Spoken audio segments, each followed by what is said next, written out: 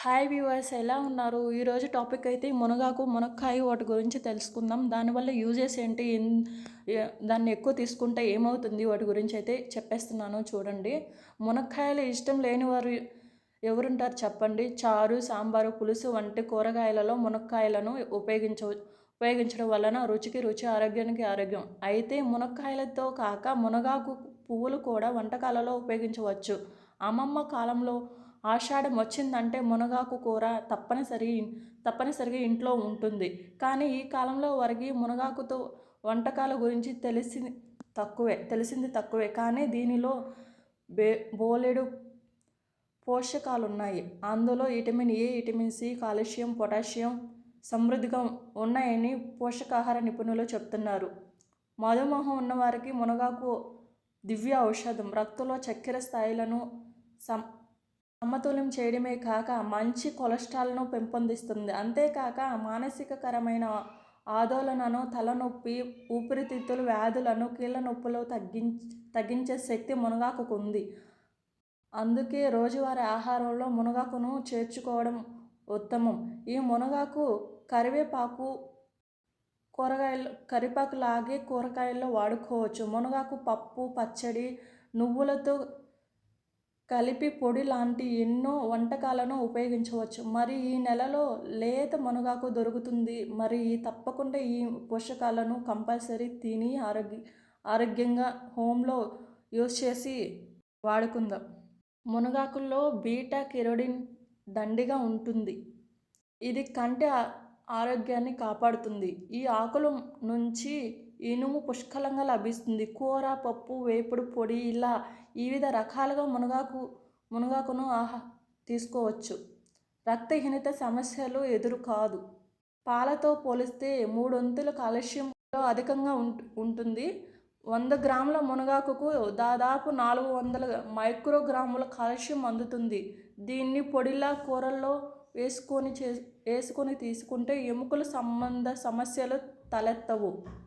మునగాకులోని కొన్ని రసాయనాలు రక్తనాళాలు గట్టిగా మారకుండా చేస్తాయి. వీటిలో ఇన్సులిన్ రెసిస్టెన్స్ తగ్గించే ఔషధం ఉంటాయి. దీనిలో పీచు ఆహారం త్వరగా జీర్ణం అయ్యేందుకు తోడ్పడుతుంది. అంతేకాదు కొవ్వును బయటకు పంపించేస్తుంది. కాబట్టి ఉబ్బకాయలు తమ ఆహారంలో దీన్ని చేర్చుకోవచ్చు. ఆకుల్లో విటమిన్ సి కూడా గా ఉంటుంది. దీన్ని తీసుకుంటే ఇమ్యూనిటీ పెరుగుతుంది. ఇందులోని పొటాషియం అధిక రక్తపోటును తగ్గిస్తుంది. పీచు రక్త స్థాయిలను క్రమబద్ధీకరిస్తుంది. మధుమేహం ఎక్కువగా తీసుకుంటే మంచిది. మధుమేహం ఉన్న వాళ్ళు ఎక్కువగా దీన్ని తీసుకోవడం వల్ల చాలా సహాయపడుతుంది. మలబద్ధకంతో బాధపడేవారు ఆకులను తరచూ తీసుకుంటే సమస్య తగ్గుతుంది. మునగాకులోని ఫైటోకెమికల్స్, పాలిఫినాల్స్ శరీరంలోని మలినాలను బయటకు పంపించి రక్తంలోని ఫ్రీ రాడికల్స్ను నిర్మూలిస్తాయి.